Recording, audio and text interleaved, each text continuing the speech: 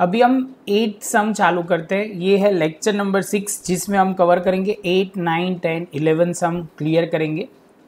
तो सबसे पहले सम 8 में क्या दिया हुआ है, अ bag contain 3 red and 5 black balls. जब भी कोई ऐसे इन्फॉर्मेशन दे तो आपको पहले सबसे लिखना पड़ेगा 3 रेड बॉल है और 5 ब्लैक बॉल है। टोटल मिला के 8 पॉसिबल आउटकम होंगे। कितने होंगे तो हम लिखेंगे total possible outcome is equal to 8। ये होने के बाद अभी क्वेश्चन पढ़ते हैं। तो वो बोल रहे हैं कि सर आगे आपको लेना है, अब ball is drawn at a random from the bag में से एक बॉल रैंडमली हम लेंगे। What is the probability that ball drawn is red होने के कितनी प्रोबेबिलिटी है। तो सबसे पहले आप लिखोगे sir there is a 3 red ball in a bag. तो फर्स्ट पॉइंट डाल देते हैं। तो आप लिखोगे इसके अंदर सबसे पहले कि हमें प्रोबेबिलिटी किसकी ढूंढनी है, रेड बॉल नहीं। तो आप लिखोगे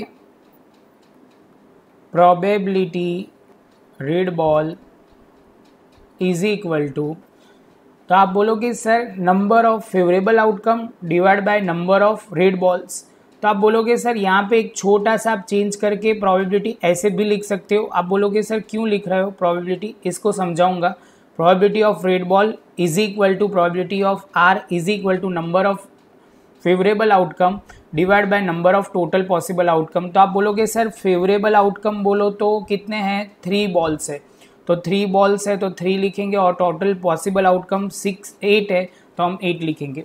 इसके साथ हमारा पहला सम हो जाएगा। उसके बाद अभी बोला हुआ है कि नॉट रेड बॉल मतलब आपके माइंड में होना चाहिए कि सर रेड नहीं होंगे तो सारे कौन से होंगे, ब्लैक बॉल होंगे। तो ब्लैक बॉल टोटल 5 है और टोटल पॉसिबल आउटकम 8 है तो हमारा आंसर आएगा 5/8। ये MCQ VSQ में होता तो डायरेक्ट आप स्टेप करके दिखा देते, लेकिन ये MCQ VSQ नहीं है, ये बड़ा सम है तो थोड़ा लिख के करना पड़ेगा।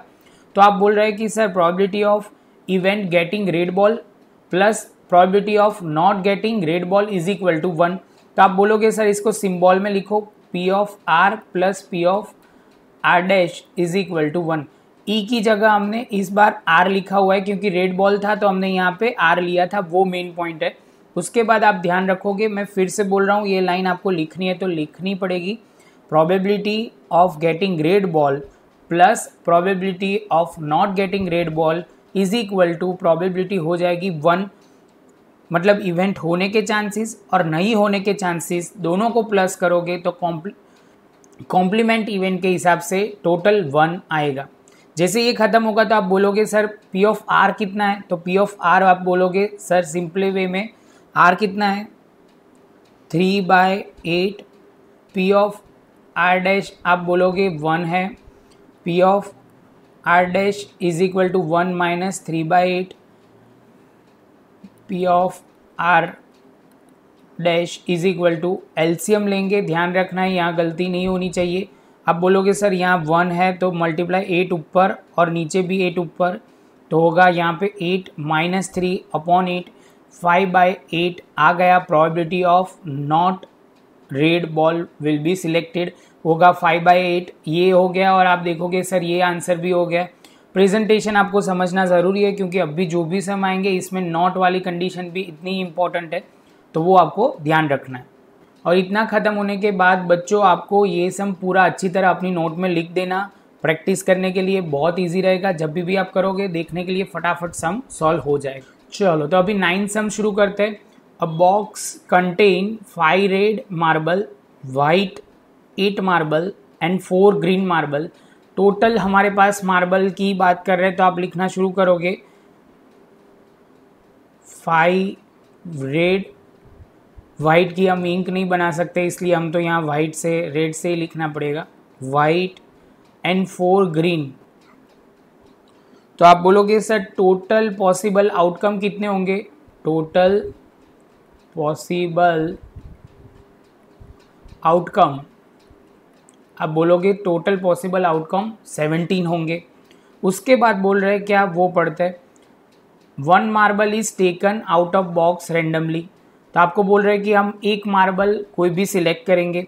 What is the probability that marble taken out will be red होगा, वाइट होगा और नॉट ग्रीन जो इम्पॉर्टेंट है कैलकुलेशन पॉइंट ऑफ व्यू से वो समझते हैं।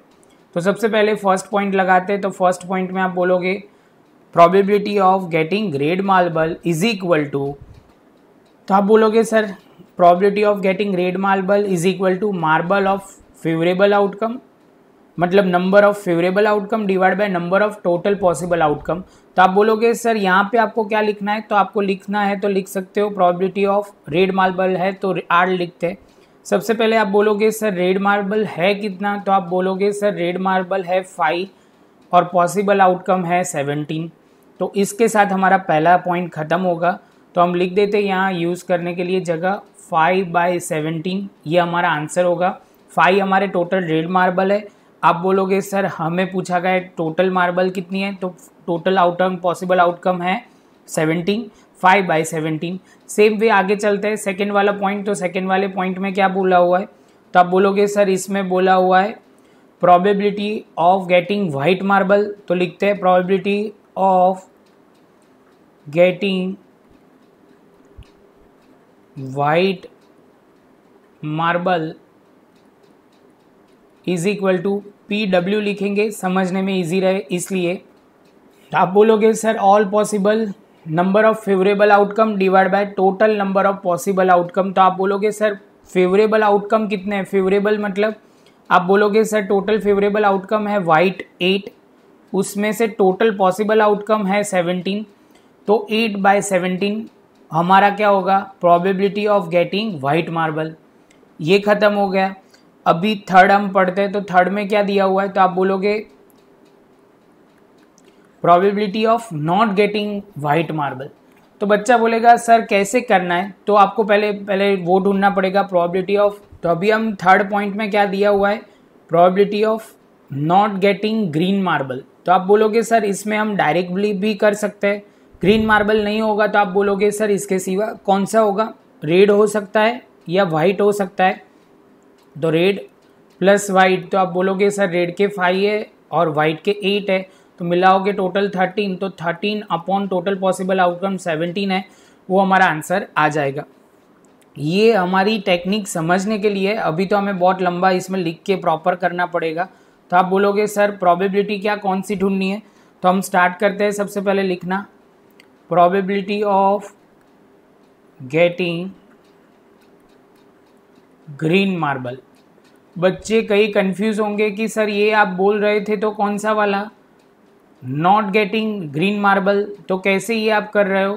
तो आप बोलोगे सर इसमें क्या करना पड़ेगा, पहले आपको वो ढूंढना पड़ेगा कि ये प्रोबेबिलिटी जो है वो नेगेटिव मतलब ग्रीन मिलने के चांसेस प्लस नहीं मिलने के चांसेस मिला के 1 करना है, कॉम्प्लीमेंट इवेंट हमें यूज़ करना है। इससे पहले आप बोलोगे सर यहाँ पे आप लिखोगे ग्रीन मार्बल है 4 और टोटल है आउटकम पॉसिबल आउटकम है 17।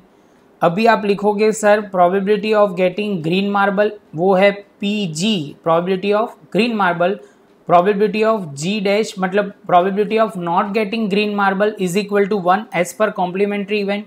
तो आप बोलोगे P ऑफ G सर आप लिखो 4/17 plus P of G dash आप बोलोगे सर एज इट इज़ यहाँ लिख दोगे P of G is equal to 1 - 4/17।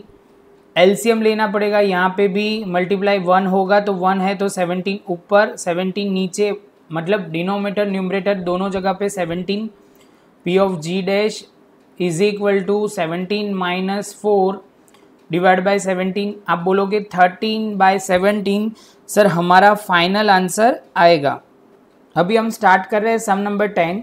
A piggy bank contain hundreds of 50 पैसा कॉइन। तो आप बोलोगे सर लिखना शुरू करते हैं जो जो कॉइन दिए हुए हैं। तो आप कितने 100 कॉइन है, तो यहाँ पे लिखा 100 और यहाँ लिखा 50 पैसा कॉइन, मतलब 50 पैसा कॉइन के 100 कॉइन है, ऐसे 50 पैसा के। सेम वे 50 रुपीज़ 1 कॉइन, तो आप बोलोगे सर 50 लिखो और 1 रुपीज़ के कॉइन है। उसके बाद आप बोलोगे सर आगे लिखो 20 रुपीज़ 2 कॉइन, तो आप लिखोगे यहाँ पे 2 रुपीज़ कॉइन वो है 20 एंड 10 5 रुपीज़ कॉइन, तो यहाँ पे 10 लिखा और 5 रुपीज़ कॉइन लिखा। टोटल करोगे तो होगा 180। तो आप लिखोगे सर ऑल इज वेल लिखते हैं वो लिखते जाओ, ऑल पॉसिबल आउटकम कितने 180 होंगे, जहां हम फॉर्मूला में यूज़ करेंगे इसका। अभी वो लोग बोल रहे हैं कि sir it is equally likely that one of the coin will be fall out of when the bank is turn upside down, मतलब उसको उल्टा कर देंगे तो उसमें से कॉइन निकलेगा, और जो कॉइन निकलेगा वो 50 पैसा का होने की प्रोबेबिलिटी कितनी है, और 5 रुपीज़ कॉइन ना हो उसकी प्रोबेबिलिटी कितनी है। मतलब पहला क्वेश्चन है विल बी 50 पैसा कॉइन, तो उसकी प्रोबेबिलिटी ढूंढनी है, और दूसरे में बोला है will not be 5 rupees coin. तो इसका कैसे करेंगे हम, स्टेप बाय स्टेप लिखते जाते हैं और करते जाते हैं। तो आप बोलोगे सर सबसे पहले आप स्टार्ट करो फर्स्ट वाला। तो फर्स्ट वाले में क्या है, प्रोबेबिलिटी ऑफ, तो आप बोलोगे प्रोबेबिलिटी ऑफ 50 पैसा coin is equal to number of favourable outcome divide by total possible outcome. तो आप बोलोगे सर यहाँ पे हमें पता है फेवरेबल आउटकम 50 पैसा के 100 कॉइन है, कितने कॉइन है 100। तो आप बोलोगे सर यहाँ पे 100 होगा, और पॉसिबल आउटकम 180 है। तो आप बोलोगे सर 10/18 होगा, और उसको सॉल्व करोगे तो 5/9 आएगा। वो हमारा आंसर होगा फर्स्ट क्वेश्चन का। अभी आप बोलोगे सर सेकंड क्वेश्चन में क्या दिया हुआ है, तो 5 रुपीज़ का कॉइन ना हो उसकी प्रोबेबिलिटी पूछी हुई है। तो आप बोलोगे 5 के सिवा सर करोगे ना टोटल बाकी 3 कॉइन का, तो 170 होगा डिवाइड बाय 180 होगा, तो 17/18 हमारा फाइनल आंसर होगा। समझ में आ रहा है? फिर से बोल रहा हूँ, मैंने बोला कि 5 रुपीज़ का कॉइन का पूछा हुआ है, तो 5 रुपीज़ कॉइन नहीं होना चाहिए ऐसा बोला हुआ है, तो उसके सिवा कौन हो सकता है, 50 पैसा 1 रुपीज़ और 2, तीनों का टोटल करोगे तो होगा 170/180, 0 कट करेंगे तो आंसर होगा 17/18। ये हमारा आंसर होगा। उसके बाद आप बोलोगे सर ये तो समझ में आ गया, इसके बाद कैसे करना है। तो इसके बाद अभी हमें तो वो सिस्टमेटिक लिख के करना पड़ेगा। तो सबसे पहले हम लिखते हैं कौन सी प्रोबेबिलिटी ढूंढनी है और किसकी प्रोबेबिलिटी नहीं ढूंढनी है, तो वो दोनों लिखना पड़ेगा। तो आप लिखोगे प्रोबेबिलिटी ऑफ 5 रुपीज़ कॉइन। तो आप बोलोगे सर 5 रुपीज़ का कॉइन होने की प्रोबेबिलिटी कितनी होगी, तो पहले पढ़ लेते हैं। Probability of 5 rupees coin is equal to number of favourable outcome divide by number of total possible outcome. तो आप बोलोगे सर इसमें लिखना है 5 रुपीज़ कॉइन की प्रोबेबिलिटी, 5 रुपीज़ कॉइन की प्रोबेबिलिटी कितनी है, 10 है। टोटल कॉइन कितने हैं बच्चों, तो आप बोलोगे 10 कॉइन है, 10 डिवाइड बाय 180, सॉल्व करोगे तो 1/18 आएगा। अभी आप बोलोगे सर 5 रुपीज़ के कॉइन की प्रोबेबिलिटी ढूंढने के लिए हमें लिखना है प्रोबेबिलिटी ऑफ, यहाँ एक लिखना पड़ेगा ई, यहाँ हम लिख देंगे एक extra P of probability of E is equal to. तो आप लिखोगे probability of E plus probability of E dash is equal to 1। आप बोलोगे सर ये तो आपने आगे ही करवाया था प्रोबेबिलिटी दोनों का, कि 5 रुपीज़ के चांस कॉइन सिलेक्ट होने की प्रोबेबिलिटी और नहीं होने की सिलेक्ट की प्रोबेबिलिटी टोटल मिलाओगे तो 1 हो जाएगा एज पर कॉम्प्लीमेंट्री इवेंट। तो अभी स्टार्ट करते हैं। P of E is equal to, P of E कितना है, तो आप बोलोगे सर पी ऑफ ई है हमारा 1/18 plus P of E dash is equal to 1। Solve करोगे तो P of E dash is equal to 1 minus 1/18। ये आपको ध्यान रखना है, यहाँ एलसीएम लेना पड़ेगा। पी ऑफ ई डैश यहाँ से 18 मल्टीप्लाई, यहाँ से भी 18 मल्टीप्लाई। तो आप बोलोगे सर कैसे होगा आगे, तो आप बोलोगे सर यहाँ 18 लिखो, यहाँ 18 लिखो, -1 करो तो होगा P of E dash is equal to, आप बोलोगे 18 - 1 और नीचे डिनोमिनेटर में होगा 18। P of E dash is equal to 17 - 18, जो हमारा पहले भी आंसर आ गया था वो टैली होगा। ये सिस्टमेटिक प्रोसीजर करने के बाद कोई बच्चा बोलेगा सर मैं डायरेक्ट कर सकता हूँ, मुझे तो समझ में पहली मेथड ही आ गई है। लेकिन जब कैलकुलेशन पार्ट हो तो प्रॉपर तरीके से दिखाना पड़ता है, तो हमें मेथड ये भी करनी तो होगी।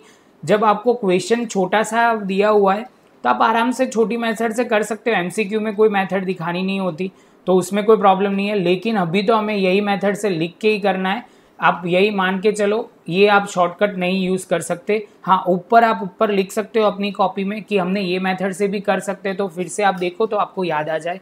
ये प्रॉपर कॉपी डाउन कर दीजिए 10 सम, उसके बाद हम 11th में जाएंगे।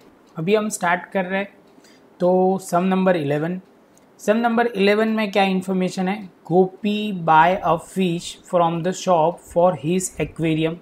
एक्वेरियम में फिश लेने के लिए वो शॉप में जा रही है। The shopkeeper take out the fish from the random from the tank containing 5 male and 8 female fish. तो आप बोलोगे सर ये हमारे लिए बेसिक इन्फॉर्मेशन हो गई, आप लिखना शुरू करते हैं। तो आप लिखोगे 5 मेल फिश है और आप बोलोगे सर बाद में 8 फीमेल फिश है। तो इसके साथ आप बोलोगे आपके पास सर टोटल फिश जो होगी वो हो जाएगी 13 फिश। टोटल पॉसिबल आउटकम कितना होगा? टोटल पॉसिबल आउटकम 13 होगा। सेम वे आगे चलते हैं। What is the probability that fish taken out is a male fish. मतलब वो फिश मेल फिश होगी जो सिलेक्ट होगी, उसकी प्रोबेबिलिटी क्या है? तो आप बोलोगे सर स्टार्ट करते हैं सबसे पहले लिखना probability of male fish is equal to number of favourable outcome divide by total possible outcome. तो आप बोलोगे सर मेल फिश है 5 और पॉसिबल आउटकम है 13, तो आपका फाइनल आंसर होगा 5/13। आई होप कि आपको ये पॉइंट समझ में आया होगा। बहुत सिंपल पॉइंट है। यहाँ हम हमारी ये वीडियो ख़त्म कर रहे हैं। आपको ये वीडियो अच्छी लगी तो लाइक शेयर सब्सक्राइब ज़रूर करिए और ये अपनी नोट में पूरी तरह अच्छी तरह लिख दीजिए, तो फिर से आपको सम देखे तो आपको पता चले।